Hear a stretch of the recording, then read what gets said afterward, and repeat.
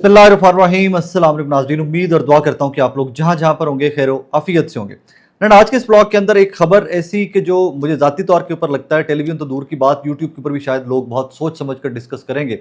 वो है मौलाना फजलुर रहमान साहब की रिसेंटली पंजाब में कसूर में एक जलसे से जो उन्होंने खिताब किया है, वो तकरीर, उसके कॉन्टेंट्स, उसमें किस पॉइंट्स पे मौलाना फजलुर रहमान साहब ने बात की है, दे आर वेरी क्रूशल। उनके ऊपर थोड़ी सी बात करते हैं। Number two, we all saw that, मैंने कल के ब्लॉग में भी आप सब लोगों की खिदमत में अर्ज़ किया कि अलीमा खानम साहिबा जो हैं फाइनली वो स्ट्रीट मूवमेंट की जिम्मेदारी भी अपने से लेकर उन्होंने स्ट्रीट मूवमेंट की तैयारियां तेज़ कर दी हैं। वो खैबर पख्तूनख्वा के डिफरेंट इलाकों में कल गई हैं, लोगों से मिली हैं, वहाँ पर उन्होंने खिताब किए हैं। And we all know that कि वो चैलेंजेस कैसे पाकिस्तान तहरीक इंसाफ के अपने चैलेंजेस को वो बढ़ा रही हैं। तो उसके ऊपर कल रात को ही बहुत सारे क्वार्टर्स से या बहुत सारे हमारे सहाफ़ी जो है, बहुत सीनियर तरीन लोग हैं, उनकी जानिब से पेश गोइयाँ स्टार्ट कर दी गई कि अलीमा खानम साहबा बहुत जल्दी गिरफ्तार हो जाएंगी। ज़रा उसके ऊपर भी बात करते हैं। लेट्स स्टार्ट विद मौलाना फजलुर रहमान साहब। मौलाना फजलुर रहमान साहब सबसे बड़ा कैटलिस्ट थे जब इमरान खान साहब को आउस्ट किया गया, जब उनके खिलाफ सब इकट्ठे हुए, अपोजिशन इत्तेहाद सारा इकट्ठा हुआ, तो उस इत्तेहाद के सरबराह मौलाना फजलुर रहमान साहब थे। उस टाइम के ऊपर मौलाना फजलुर रहमान साहब बहुत बड़े बड़े जलसे भी करते रहे और जलसों को कवरेज भी मिलती रही, वहाँ पर भी बड़े बुलंदोबांग दावे भी होते रहे, बड़ी सख्त तकारीर भी होती रही।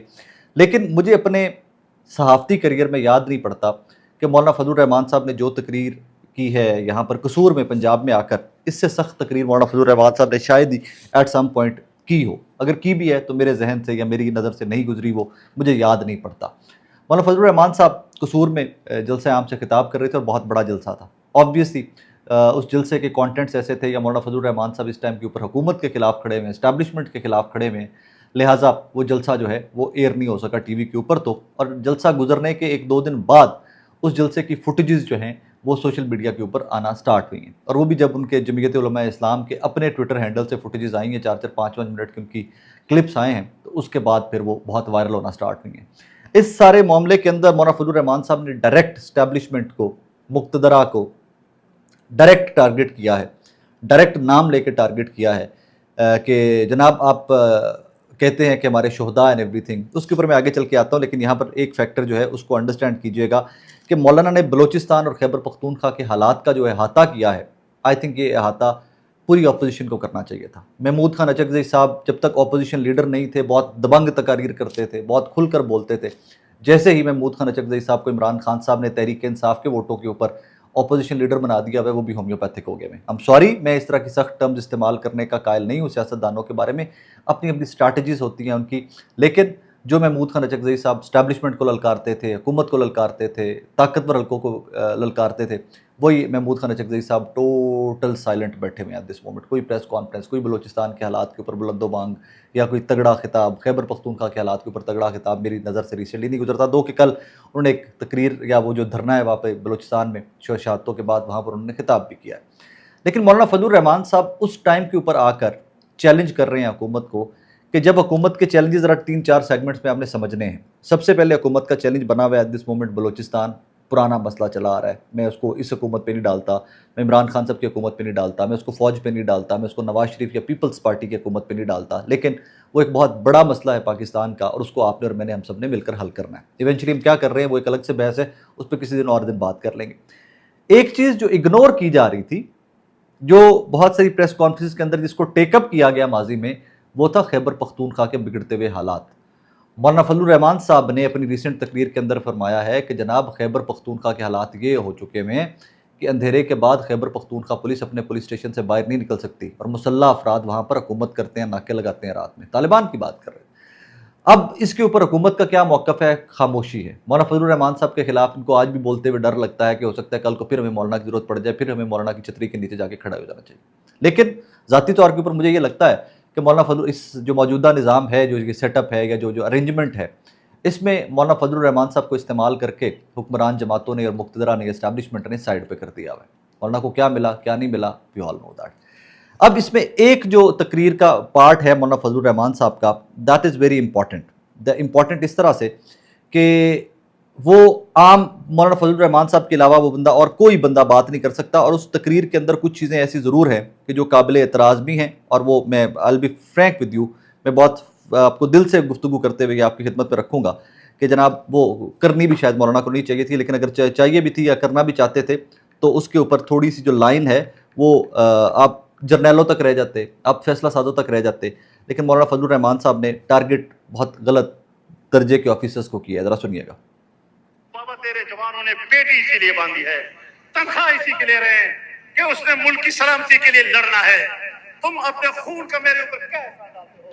تم میرے خون پسینے کے ٹیکس سے اسی بات کے لیے تو تنخواہ لے رہے ہو, لیکن ہمیں کہتے ہو کہ تم لشکر نکالو, تم اسلحہ لے کر مسلح گروہوں کے خلاف لڑو. میں نے کوئی تنخواہ نہیں دی, میں کوئی لشکر نہیں بناؤں گا.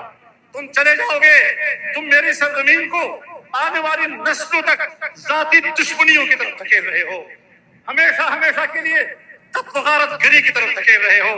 یہ سیاست کسی اور کو سمجھاؤ, یہ ہمیں مت سمجھایا کرو.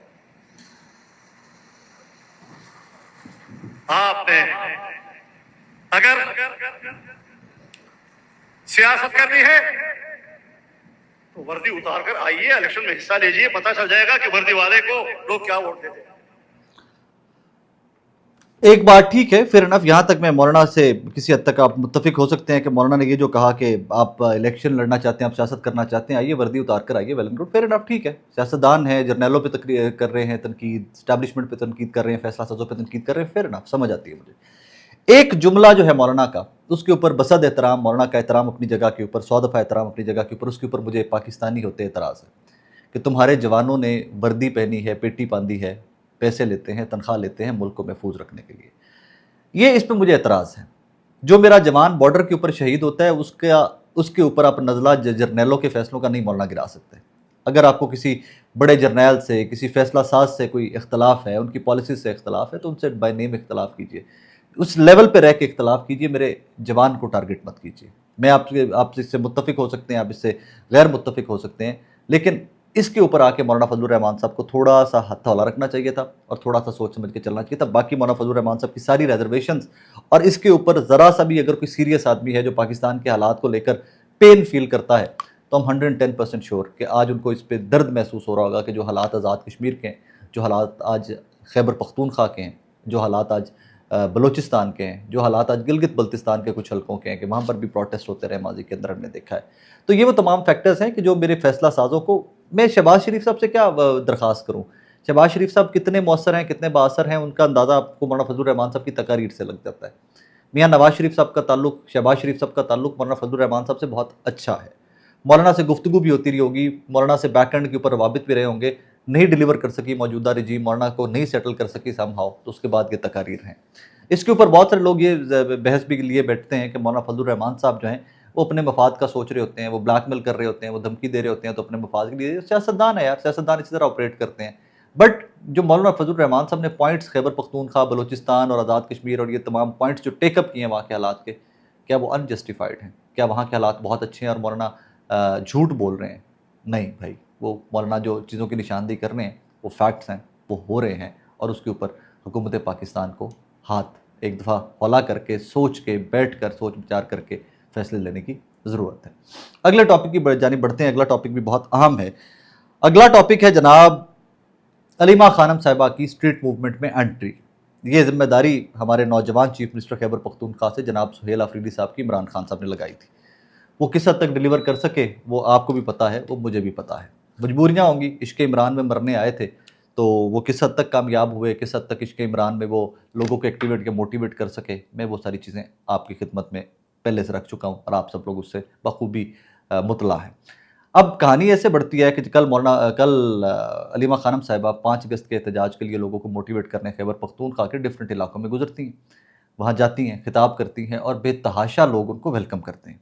ایک چیز جو سب سے پہلا نقطہ میں نے کل بھی اٹھایا, کل کے ولاگ میں بھی اٹھایا, علیمہ خانم صاحبہ کے ساتھ تحریک انصاف کا کوئی بندہ موجود نہیں تھا ایک ینگ ڈاکٹر کے علاوہ جو ایڈوائزر رہ چکے ہیں چیف منسٹر صاحب کے. That is it.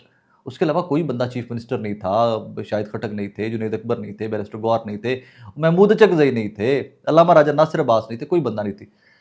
ہن اتنے آ کے سب تو انٹرسٹنگ کہانی کی تو شروع ہوتی ہے کہ جب علیمہ خانم صاحبہ یہ پوائنٹ ٹیک اپ کرتی ہیں کہ 5 اگست کا احتجاج تحریک انصاف کی جانب سے 1 دن کی کال ہے, اور میں اس کو مسترد کرتی ہوں. یہ 1 دن کا احتجاج نہیں ہونا چاہیے, یہ تب تک احتجاج ہونا چاہیے جب تک عمران خان صاحب کی قید تنہائی ختم نہیں ہوتی, جب تک عمران خان صاحب کے علاج کی ایشورنس نہیں کروائی جاتی اور ان کا علاج آغاز نہیں کیا جاتا. یہ تحریک انصاف کے لیے علیمہ خانم صاحبہ نے ایک اور چنوتی دے دی ہے، یا تحریک انصاف کے لیے ایک اور بڑا ٹاسک دے دیا ہے کہ جو وہ ڈیلیور نہیں کر سکیں گے. I'm sorry to disappoint you guys، لیکن Tehreek Insaf as a political party یا موجودہ دستیاب لیڈرشپ بیرسٹر گوہر صاحب اور یہ تمام لوگوں کی لیڈرشپ، اسد کیسر صاحب کی، یہ لوگ 5 اگست کے احتجاج کو پرولونگ بھی نہیں کر سکیں گے. سکت ہی نہیں ہے، پلے ہی ککھ نہیں ہے. یہ اسٹیبلشمنٹ نے اور حکومت نے ان کے پلے چھوڑے ہی کچھ نہیں ہے. اس کے اوپر حامد میر صاحب کا وہ فکرہ میں آپ کی خدمت میں گوش گزار کر کے آگے بڑھ جاؤں گا کہ حامد میر صاحب نے کہا تھا نا ابھی ریسنٹلی ایک شو کے اندر، انہوں نے کہا جی مجھے تو تحریک انصاف کی لیڈرشپ سے کوئی بات کرتے ہوئے جو راز و نیاز کی بات ہو، ڈر لگتا ہے کہ کہیں جا کر آگے اسٹیبلشمنٹ کو رپورٹ نہ ہو جائے، کیونکہ سب کے سب کمپرومائزڈ ہیں. اور پتہ نہیں کس کے بائی نیم وہ کس کی بات کر رہے تھے، لیکن ان کے سے ایک جملے نے تحریک انصاف کی ساری لیڈرشپ جو ہے اسی کو کنٹروورشل کر دیا ہوا ہے. اب یہ ساری سچویشن کے اندر علیمہ خانم صاحبہ کا بڑھتا وسر و رسوخ، اس کے اوپر ایک طرف موروثی سیاست کا ٹھپا لگا دیا گیا، ایک طرف یہ کہہ دیا گیا کہ جناب in days to come she will be very dangerous.